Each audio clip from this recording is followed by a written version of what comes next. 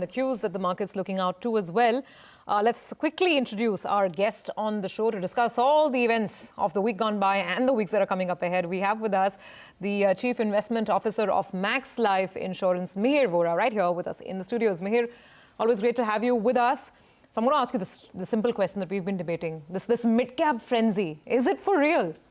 Well, I don't know whether it's real or not, but it's been a long time in coming, you know. I mean, we've been discussing since November, December that the differential between the large cap and mid caps is just too much.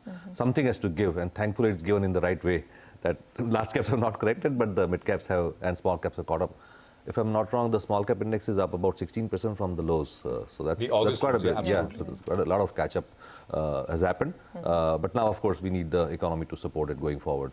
Actually, we have those graphics. We'll put them up. The mid cap index is up 21% from the August lows. Small cap index is up 23% from the August lows. I mean, that is quite handsome, right? Absolutely. In a short period of time. Absolutely.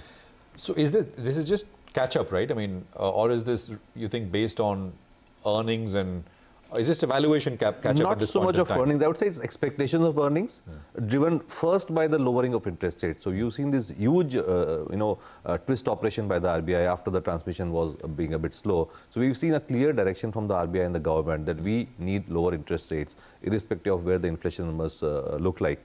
So that, I think, will be the first phase where the leverage, small and mid caps probably will start getting de-stressed, at least on the financial side. And then, of course, as the economy picks up, which we hope it does before, after the Rabi crop, etc., then we can see the, The bet is that both fiscal and monetary policy will work in the same direction. Yes. Easy monetary, easy fiscal. Absolutely. I think they'll blow the fist this time around. Looks like 3.5 is not going to be the target for this fiscal. And I think it's the right thing to do, frankly. We don't have too many choices. Okay, now the other thing, apart from, of course, the mid-cap party, that kind of was a little more heartening for me, was when steel and cement companies start telling you that they're able to price higher, that there is some demand pickup that's begun late November, December onwards.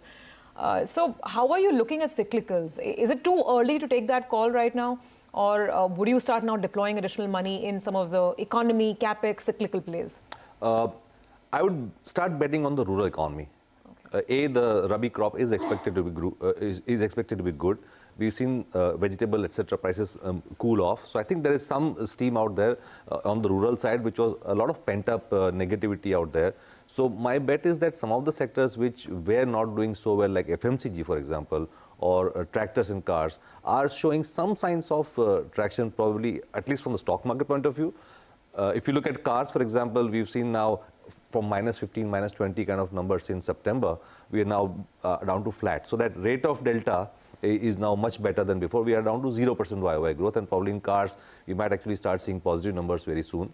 Two-wheelers may take a few more months to go, but my guess is that even the two-wheeler negative numbers will start flattening out in the next few months, and tractors already showing signs of flattening out.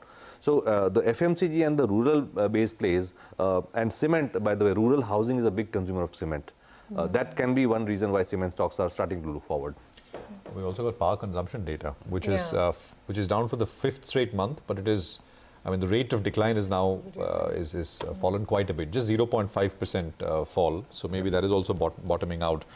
The question, though, is can this continue to bottom out without help in the budget, or no? No, I think it needs some direction from the budget for sure.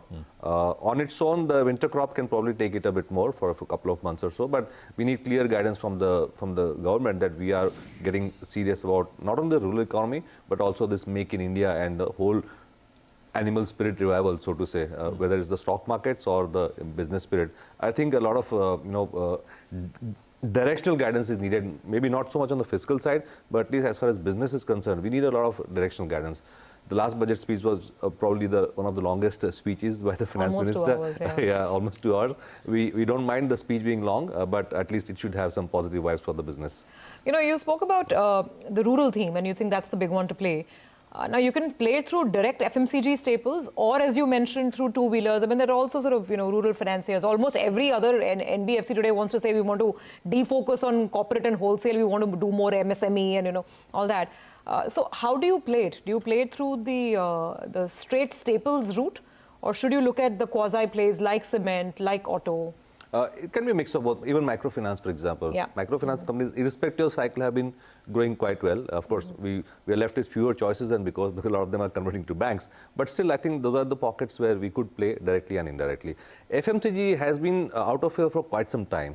So maybe that segment, since it has good, large quality companies, probably has more choice and more steam to go.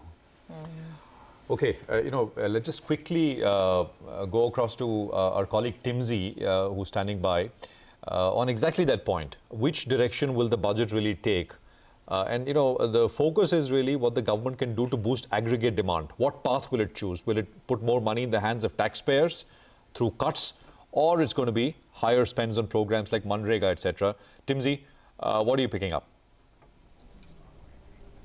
Well, what sources are indicating is very clearly that government is taking a tough call when it comes to doing the analysis as to what exactly can boost consumption. And this time, again, government is trying to put across an analysis, a deep analysis of the taxpayers of the country, especially the analysis that we have got to learn from our sources, which is there exactly right there on the drawing board of the finance minister, is that there are about 7 crore of taxpayers, out of which over 4 crores are non-tax paying taxpayers.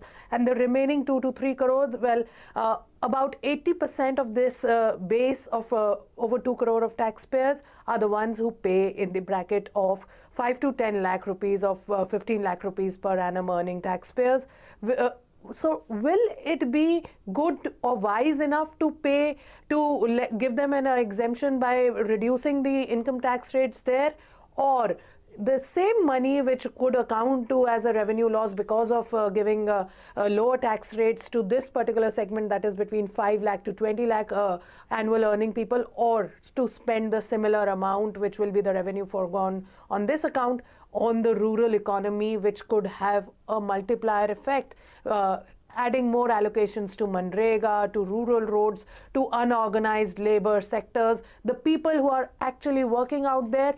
And yes, what government feels that if they do that to address the challenges that the rural economy is facing, the agriculture sector is facing, that would actually have a multiplier effect on the consumption, because these are the people who actually spend their entire income when it comes to FMCG sector, when it comes to meeting their daily demands. Yes, so that's a tough call that the finance minister is going to make. All right, Timsy, got that point. Thank you very much for giving us the sense that you're at least getting in New Delhi right now. Now, that's on the rural and the fiscal math issue. Let's move to the other massive issue of the week, telecom. So here's my question, Mihir. If for every incremental rupee that you're getting right now to deploy, do you still have the heart to go out and, buy? I know you can't talk stocks. I'm saying, look at the way Bharti's turned around, 500. So is this gravy train still going to go as strong? Well, there is a case for, the consolidation of the sector leading to higher profitability.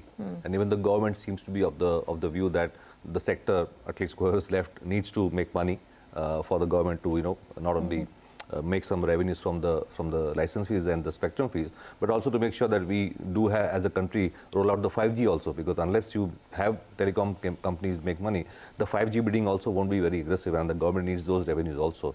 So this is a sector where probably now the worst is over, and we have been negative on it for quite some time. But over the last few months, given the way the sector has been kind of raising prices, we have started to add in this segment. Mir, thanks very much for joining us here on the program and running us through what you make of things. Let's now shift our focus to the big earnings. TCS reported numbers post-market hours, and the numbers